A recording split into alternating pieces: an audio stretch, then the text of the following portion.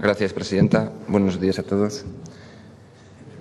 Nosotros vamos a votar en contra de este proyecto que nos presenta el Gobierno, no porque no queramos que Euskadi sea solidaria con los últimos desmanes del Gobierno Zapatero, sino porque no compartimos esta medida concreta que se discute aquí hoy, ni tampoco cuando se discutió esta misma medida en Madrid. Por lo tanto, por coherencia, nos oponemos a esta medida que hoy se va a aprobar. Y por las mismas razones, con los mismos argumentos, porque este Real Decreto Ley aprobado en mayo recogía una serie de medidas antisociales, injustas, regresivas e ineficaces que perjudican a los sectores más débiles de la población y, además, unas medidas que podían haberse evitado si se hubiera hecho otro tipo de cosas en los últimos años.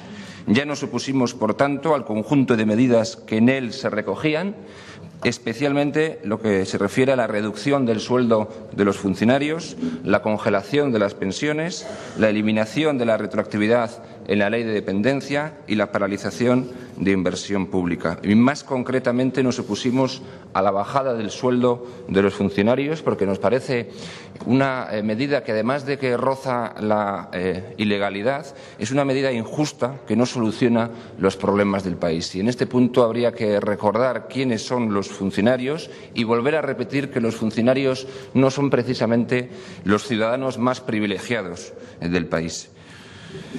Además, la exposición de motivos del presente proyecto de ley incide en el error, así como algunas de las palabras señaladas por el propio consejero. Si bien es cierto que se ha producido una crisis en los mercados de capital europeos y mundial que nos ha afectado duramente, como es lógico, la situación económica española tiene características propias, diferentes a las de los restantes países europeos, por lo menos en alguna de sus vertientes. Y nuestra situación es diferente porque en España o no se han aplicado las medidas correctoras necesarias en su momento o porque bien se han aplicado medidas erróneas. Y como la situación del país es distinta, muchas de estas soluciones también deberán ser distintas a las de los restantes países europeos. Decía el consejero que este es el contexto que nos ha tocado vivir. Hombre, no exactamente, ¿no? Más bien habría que decirle al consejero que este es el contexto que se ha construido en los últimos años y que deberá ser corregido a partir de ahora.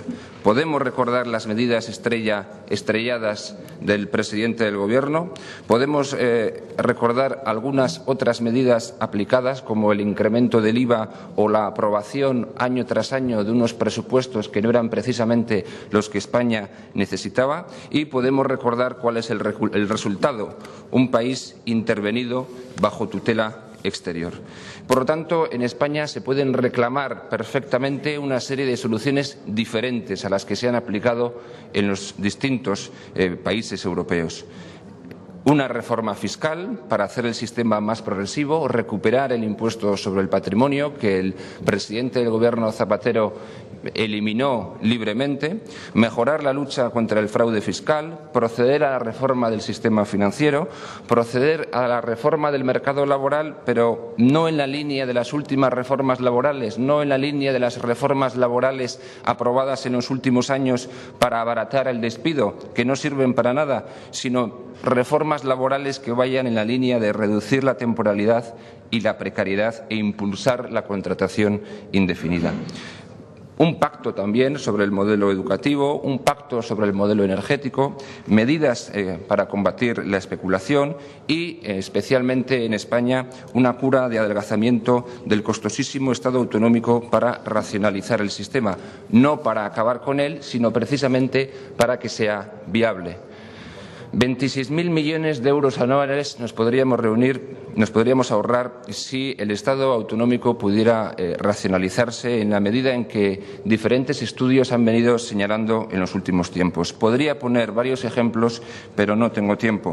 En conclusión, medidas diferentes que se podrían aplicar en España y también en Euskadi. En Euskadi es necesaria la racionalización del entramado institucional. Podemos observar de reojo qué están realizando o qué han dicho que van a realizar diferentes autonomías españolas. Muchas de ellas van a reducir las empresas públicas, semipúblicas, fundaciones, entes en un 50%, incluso muchas de ellas van a reducir consejerías. Se puede incidir también en una reforma del sistema fiscal, recuperar el impuesto sobre el patrimonio y hacerlo más progresivo. Se puede modificar con voluntad, si se quiere, la Ley de Territorios Históricos para modernizar Euskadi y se puede incidir en la lucha contra el fraude fiscal.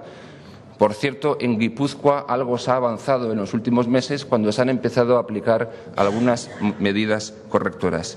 En conclusión, porque se me acaba el tiempo, hay medidas que quedan pendientes que se pueden aplicar para ir en la línea de modernizar Euskadi. Esta es la necesidad que tenemos nosotros. La medida de bajar el sueldo a los funcionarios es una medida injusta, incorrecta y que no va en la solución apropiada. Todo esto que he dicho yo y algunas cosas más que pueden decir ustedes es lo que debería hacerse antes que bajar el sueldo a los funcionarios. Muchas gracias.